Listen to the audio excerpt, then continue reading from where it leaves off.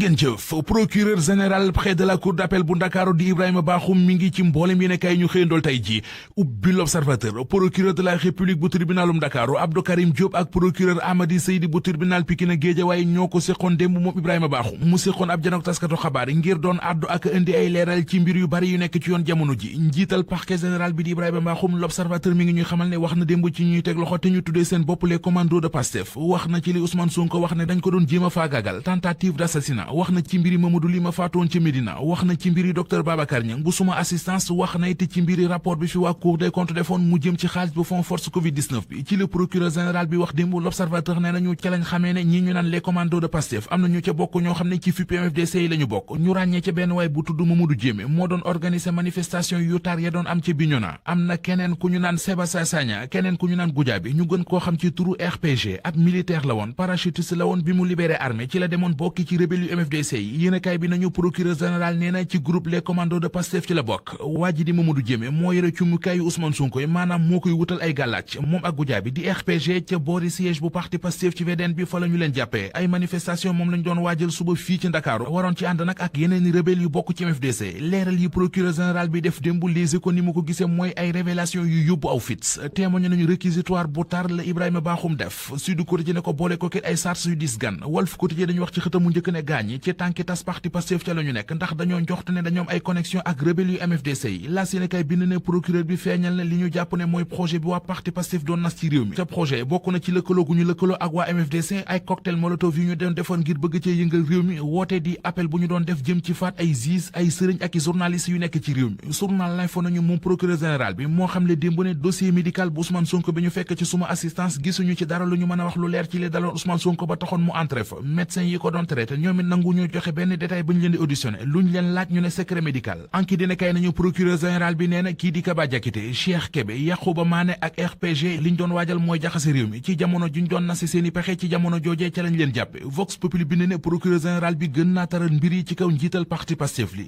Yarga Si mi ñuy tuumal ne moo sotti woon Ousmane Sonko bineegar Libération mi ngi ñuy xibaar ne génne nañu ko ca kaso ba mu ne woon démb ba defeerewaat ko tuumay sotti ni dara ngir bëgg koo nax saayal loole lañu koy toppe mu di tuuma yooyu yéenekaay bi nee nañu Yarga Si ci jëmi boppam weddi na ko Ousmane Sonko it weddi na ko Ousmane Sonko nee na Yarga Si sama rakk la joo xam ne wóolu naa ko ñeme naa ko dénk sama bakkan àllarba ju fees dell ak danger Source A mi ngi ñuy wax ne mooy àllarbay tey ji ne Ousmane Sonko mi ngi wéy di tuumal alkaati bi ne ñoo ko bëggoon a sàkkal pexe gaaye mi di waay Yewwi Askan Wi seen manifestation bi ñu bëgg a def tey préfet aay leen ko nee nañu dañu koy def fa la force bés bi le jour gis ne lii xeeñ ci réew mi neexul dalul am xel waaye Yewwi Askan Wi tere nañu leen seen marche tey bi waaye nee nañ dañu koy def luñ ci góobe gar ko waa kër Macky Sall di waa APR Les Échos mi ngi ñuy xamal ne fa ñu tollu tembe mu di mobilisation bi leen seen njiit Macky Sall sant wéetuñu ca ndax première dame di Marème Sall wàllit la ci géew bi fas li nee na jàppale ci combat bi jàppale leen ci mobilisation bi ñiy jàppal tànk APR ca Thiès Direct News mi ngi ñuy wax ne def nañu démb ab conférence de presse ñoom responsable yi APR boobee yéenekaay bi nee nañu président Macky Sall lañ doon waxal li ñu bëgg mooy seen waa ji di jibisi aurait fondé président Macky Sall bàyyi ko xel bu baax a baax gën koo dooleel ba mu mën a wéyal taxaw gi muy taxaw askanu Thiès Sa Thiès di rakki Balla Gaye 2 moo nekk ci xët mu njëkk sunu làmb yéenekaay bi nañu moom Sa Thiès ginnaaw bi mu amee ndam ci kaw Reug Reug Sa Thiès ma ngay foncé wutali Tapha Tine borom taq ci ripp la géant du Bawol mbooloo